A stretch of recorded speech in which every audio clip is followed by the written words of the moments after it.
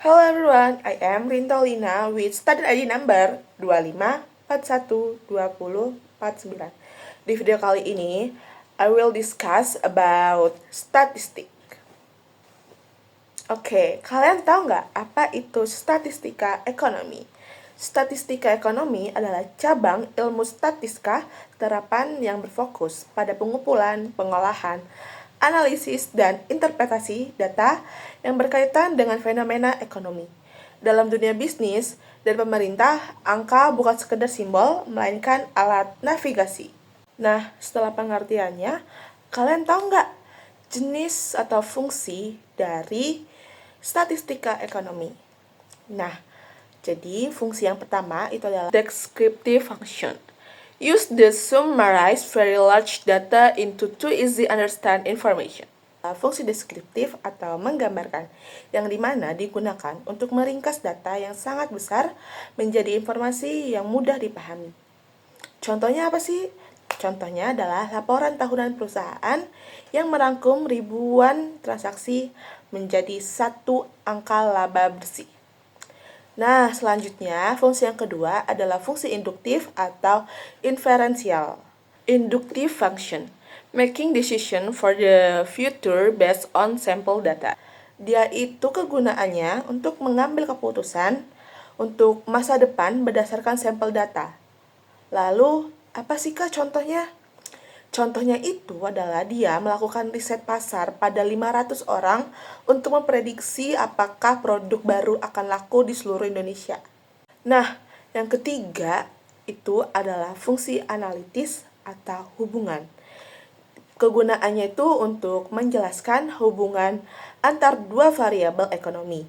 Nah, untuk contohnya itu dia menghitung seberapa besar pengaruh kenaikan biaya promosi terhadap volume penjualan. Nah, selanjutnya yang keempat adalah fungsi prediktif atau meramalkan.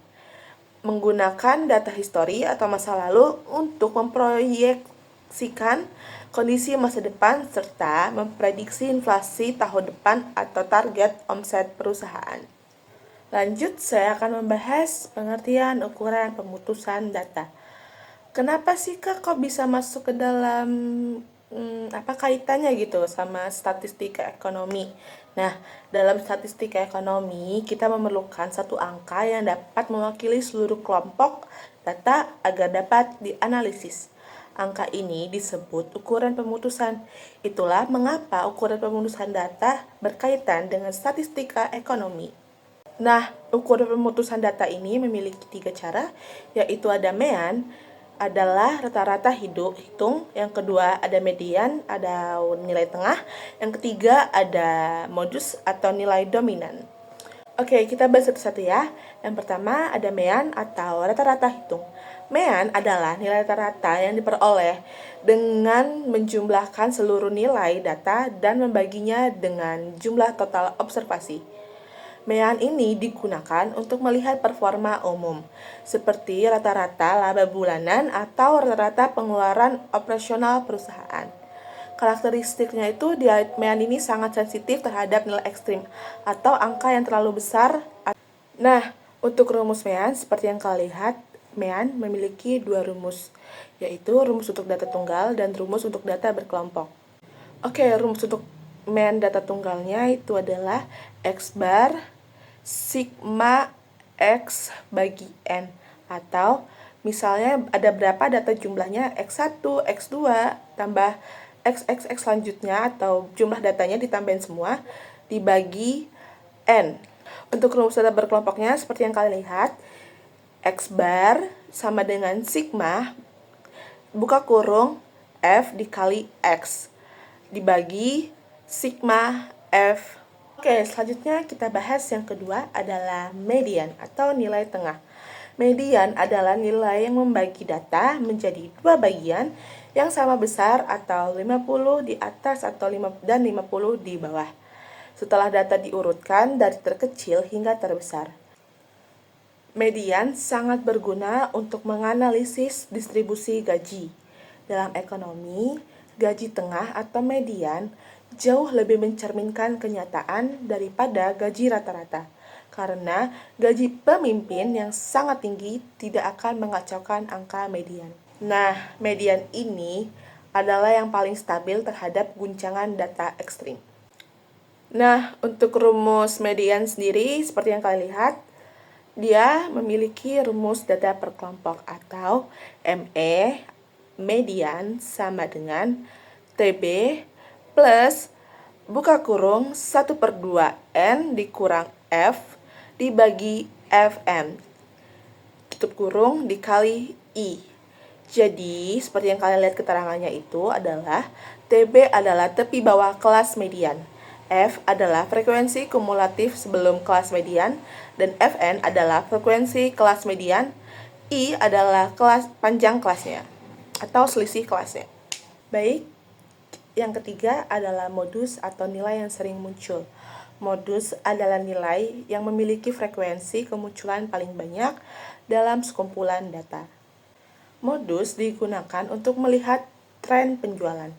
Produk mana yang paling sering dibeli konsumen? Ukuran apa yang paling dicari? Nah, sifatnya modus ini dia memiliki indikator popularitas atau perilaku mayoritas di pasar. Data per kelompok dari modus ini adalah MO atau modus sama dengan TB ditambah buka kurung D1 dibagi D1 tambah D2 tutup kurung dikali I. Jadi untuk keterangannya kalian bisa lihat di bawah di PPT itu ada keterangannya yang udah saya kasih, kalian bisa baca dan saya juga akan ngejelasin ya. Jadi D1 itu adalah selisih frekuensi kelas modus dengan sebelumnya. Sedangkan D2 adalah selisih frekuensi kelas modus dengan sesudahnya. Oke, setelah kalian mempelajari secara perlahan tentang rumusnya, kita berlatih ya. Nah, kita berlatih mulai dari mean dulu. Nah, kalian bisa pause video ini, kalian dulu soal-soalnya. Nanti akan kita bahas. Oke, saya bahas ya. Jadi, kan itu adalah kita harus menganalisis laba bulanan cabang toko. Nah, ini kita menggunakan data rumus berkelompok. Oke, di situ rumusnya yang kan rumus dari meannya yang berkelompok itu X bar sama dengan sigma F dikali X dibagi sigma F. Oke. Jadi, ya, yang kalian hitung itu 630 itu didapat dari F dikali X, yang dimana itu adalah 630 dibagi 30. 30-nya itu dapat dari mana sih, Kak? 30-nya itu dapat dari yang seperti rumusnya itu adalah total dari frekuensi yang ada. Jadi 30. Oke. Nah, 630 dibagi 30 sama dengan 21. Gimana? Gampang nggak? Jadi, kalau misalnya kayak agak-agak bingung, rumit, atau aku ngejelasinnya kayak bertele-tele, ribet, atau kayak masih kurang dipahami, nah kalian bisa pause videonya, kalian mengerti dulu sendiri, kalian coba pelajari pelan-pelan, oke? Nah, setelah kalian belajar menghitung dan dari soal median tadi, kita lanjut untuk cara menghitung dan soal dari median. Kalian bisa pause soal ini, kalian kayak coba hitung-hitung, kalian coba balik ke itu, ke rumus sebelumnya median, kalian lihat kayak kalian hitung-hitung dulu lah. Oke, nanti kita bahas. Oke guys, jadi seperti tabel yang kalian lihat, kan itu ada beratnya tuh, ada berat per kilonya, ada frekuensinya. Oke, sebelum mulai ke rumusnya, kalian hitung dulu tuh frekuensinya ada berapa. Jadi hasil dari frekuensi itu adalah, kita hitung dulu frekuensinya. Frekuensinya itu 5 tambah 10 tambah 15 tambah 10, dimana hasilnya adalah N atau frekuensi itu 40. Nah, lanjut, frekuensinya itu kita bagi 2. Kenapa sih Kak dibagi 2? Karena itu rumusnya ya teman-teman. Yang kayak N dibagi per 2, oke?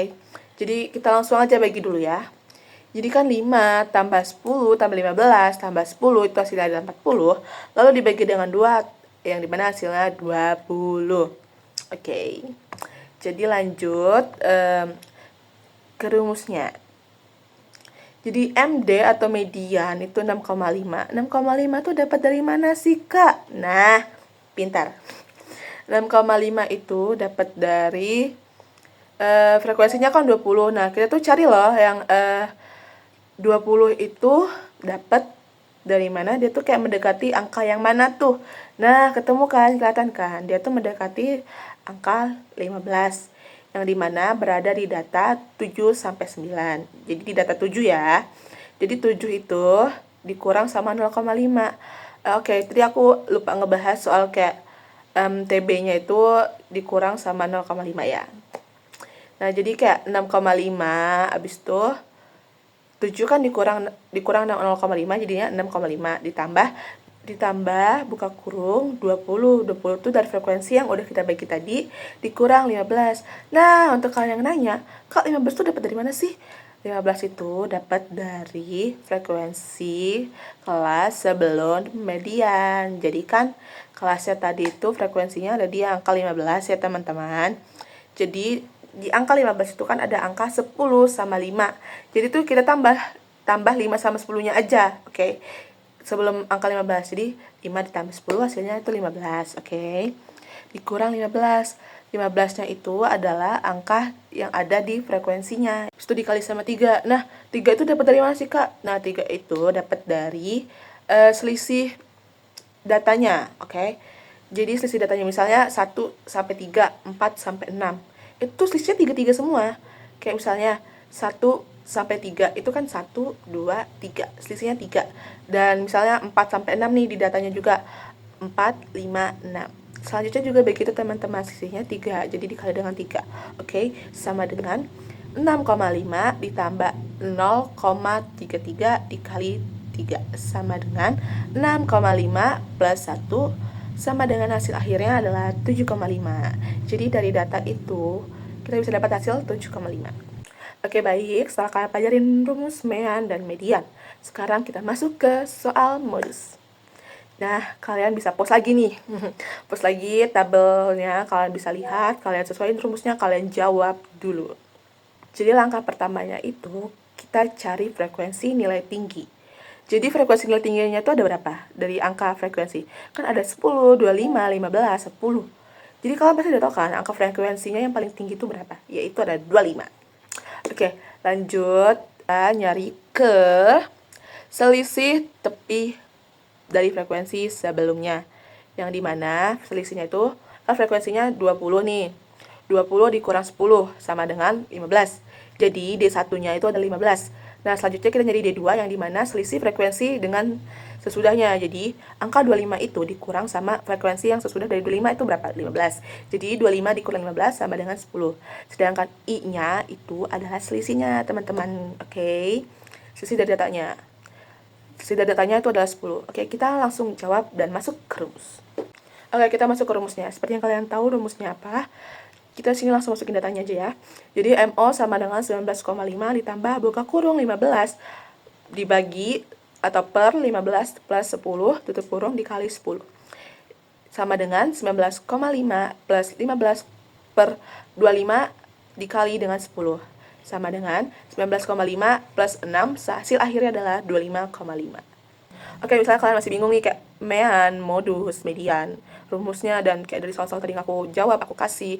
Kalau kalian masih nggak ngerti, kalian bisa pause videonya lagi, kalian ulangin lagi, kalian latihan lagi, kalian simak cara-caranya, rumus-rumusnya ya teman-teman. Kesimpulannya adalah statistika ekonomi bukan sekedar perhitungan angka matematis, melainkan instrumen vital yang memungkinkan para akuntan dan ekonomi untuk menangkap pola strategis di balik kompleksitas data keuangan yang besar. Efektivitas analisis ini sangat bergantung pada ketepatan dalam memilih ukuran pemutusan data yang sesuai dengan karakteristik data set yang dihadapi, di mana mean menjadi pilihan utama untuk data yang terdistribusi normal dan stabil guna mendapatkan gambaran umum yang seimbang. Nah, ketika berhadapan dengan data yang memiliki nilai ekstrim atau jomplang, penggunaan median menjadi jauh lebih objektif karena sifatnya yang tahan terhadap penggunaan angka pecilan atau yang lebih besar, angka ekstrim. Sementara modus tetap menjadi indikator terbaik untuk menangkap tren pasar serta memahami preferensi mayoritas konsumen secara cepat. Nah, segitu aja penjelasan dari saya tentang apa itu statistika, mean, median, dan modus, serta soal-soal yang udah kita bahas tadi. Sekian penjelasan dari saya. Terima kasih. Bye-bye.